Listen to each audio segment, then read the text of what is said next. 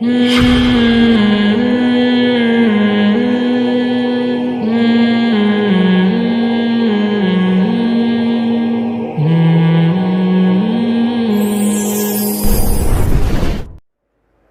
کوئی رائٹر کتاب لکھتا ہے نا، رائٹر کے نام سے بکتی ہے نا کتاب، یار فلاں نے لکھی ہو تو بڑا پڑھا لکھا ہے، اس کے پاس تو اتنی ڈگری ہیں، اتنا بڑا اسکالر ہے، مارکیٹ میں کتاب لے کر آیا، دھڑا دھڑ بکتی ہے. کیا خیال ہے؟ ہمارے نبی صلی اللہ علیہ وسلم تو نہ لکھنا جانتے اور نہ، آپ لوگ کو کیا ہو گیا، بولو تو صحیح مجھ سے، نہ لکھنا جانتے اور نہ بولنا تو آپ لوگ جانتے ہیں نا، نہ لکھنا جانتے اور نہ پڑھنا جانتے. عرب کے پسماندہ ترین علاقے میں پیدا ہوئے، پیدائش سے پہلے والد کا سایہ سر سے اٹھ گیا. ایسے لوگوں میں پلے بڑے جو اونٹ چرانا جانتے ہیں اور کھجور کھانا جانتے ہیں، گزر بسر شکار پہ، تہذیب سے تعلیم سے کوسوں دور. 4-6 آدمی گنے چنے ہیں جو لکھنا جانتے ہیں، اس سے زیادہ لوگ لکھنا بھی بولو نہیں جانتے.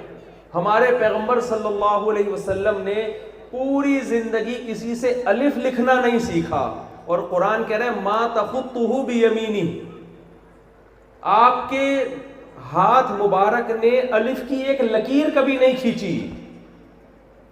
کتاب جب لے کر آئے اتنی ہٹ ہوئی ہے بھائی، دنیا میں اربوں ایڈیشن شائع ہو چکے ہیں، اب تک ختم ہونے کا نام نہیں، چھپتی جا رہی ہے، چھپتی جا رہی ہے.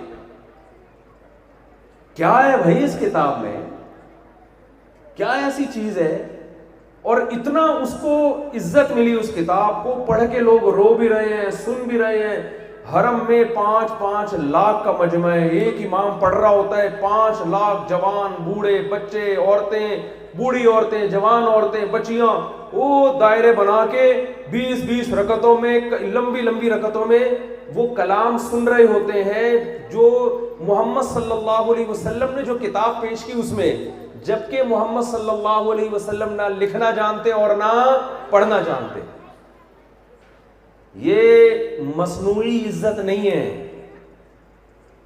آپ نے دیکھا ہوگا نا لوگوں کو پروٹوکول القاب لگا لگا کے بعض دفعہ عزت مل جاتی ہے، لیکن وہ عزت زیادہ پائیدار نہیں، تھوڑے دن میں وہ مصنوعی عزت کا جنازہ نکل جاتا ہے.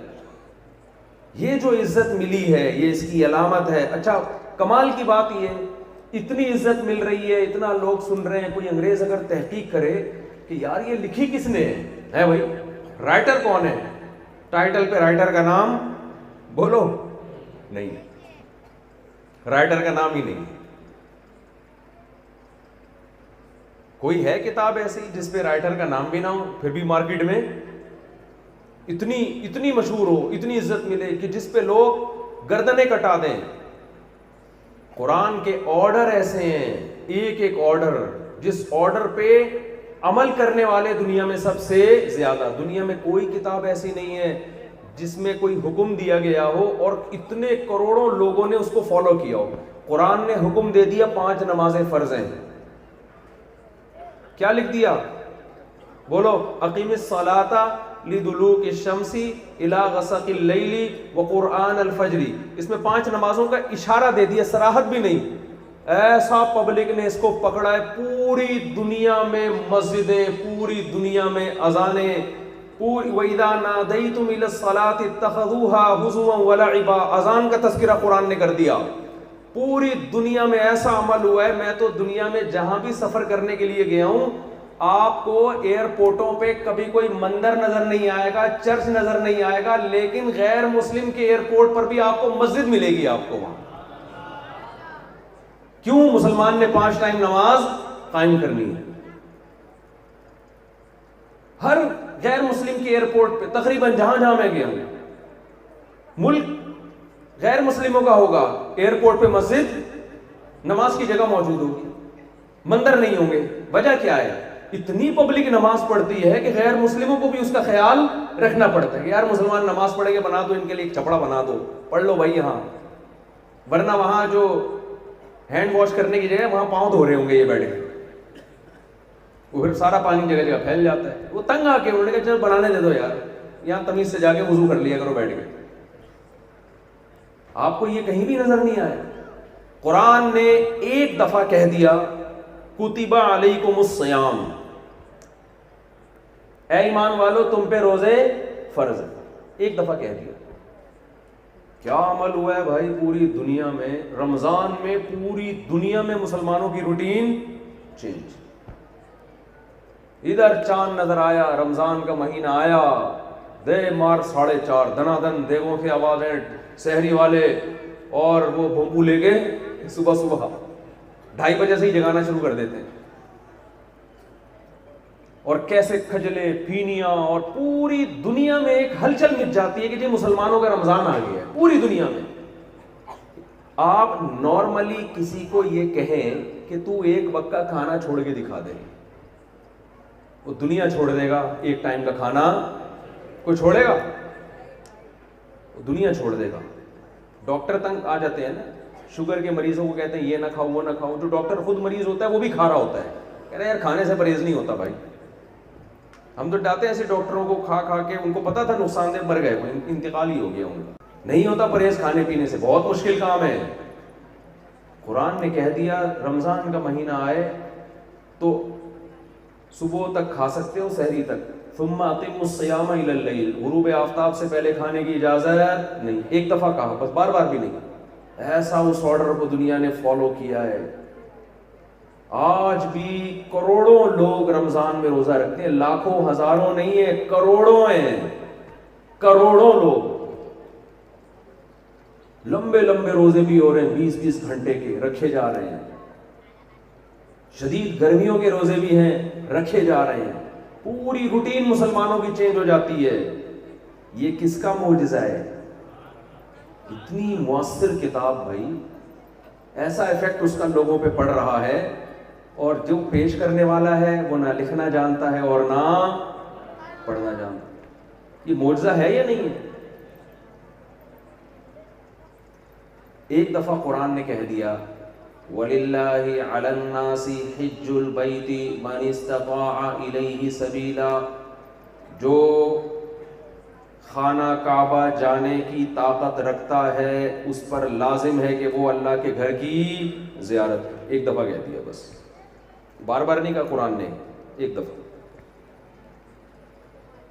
آپ ذرا حج کے مہینوں میں پروازیں تو دیکھو، دنیا کا سب سے بڑا کراؤڈ کہاں اکٹھا ہوتا ہے؟ حج۔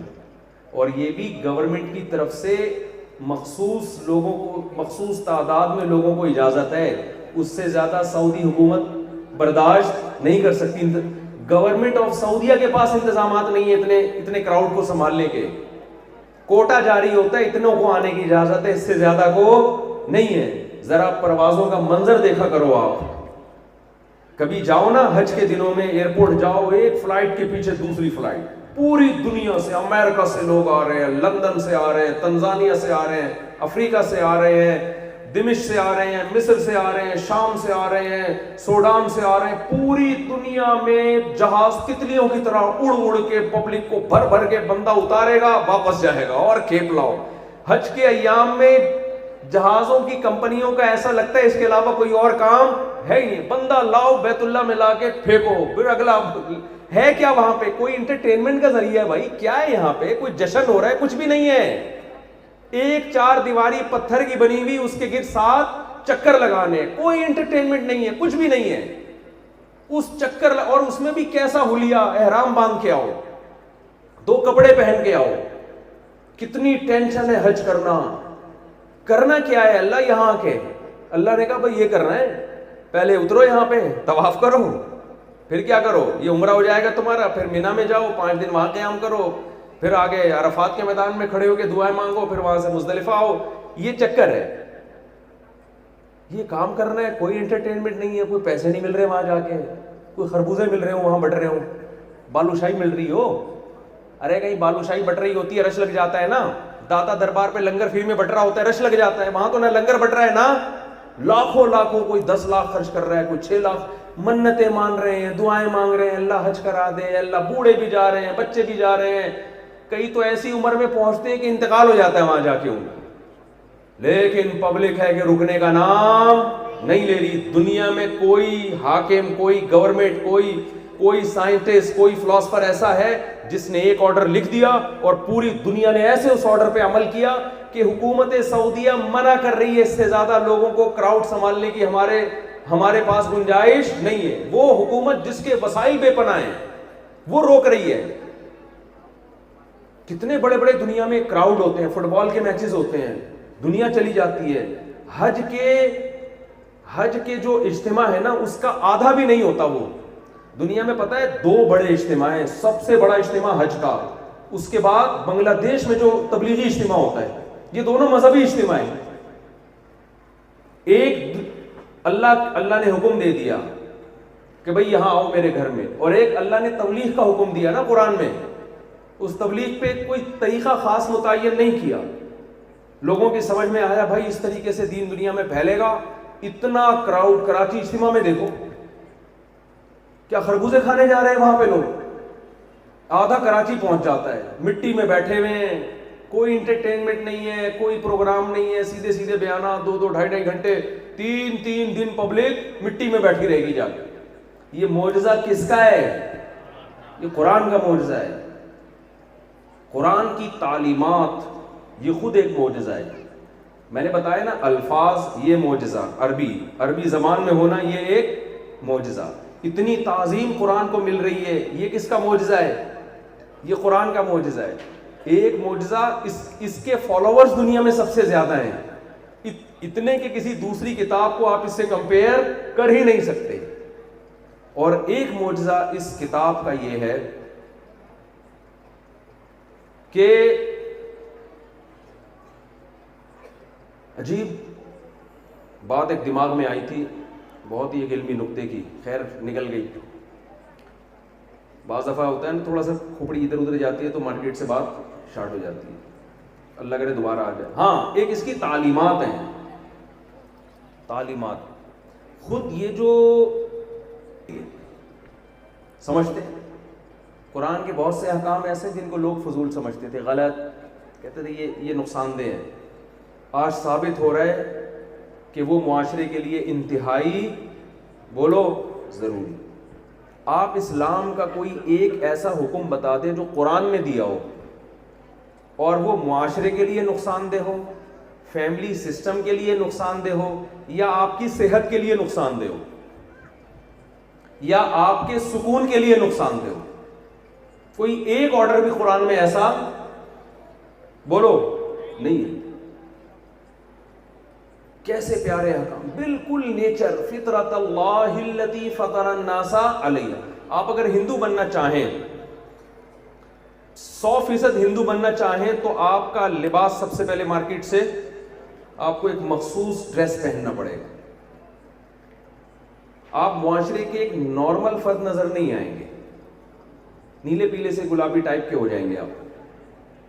آپ کی جو تعلیمات ہیں وہ تعلیمات نیچر کو اپیل بولو نہیں کریں گے. پتھر کا بت بنا کے رکھنا پڑے گا, اس کے سامنے مٹھائی رکھنی پڑے گی, شام کو پھر رپورٹ لینی پڑے گی اس بت نے مٹھائی کھائی ہے کہ نہیں کھائی ہے, وغیرہ وغیرہ. جو بھی وہ جانے, ہمیں کسی کے مذہب سے لینا دینا نہیں ہے. قرآن پہ جب آپ عمل کرتے ہیں نا تو معاشرے کے ایک نارمل فرد بن کے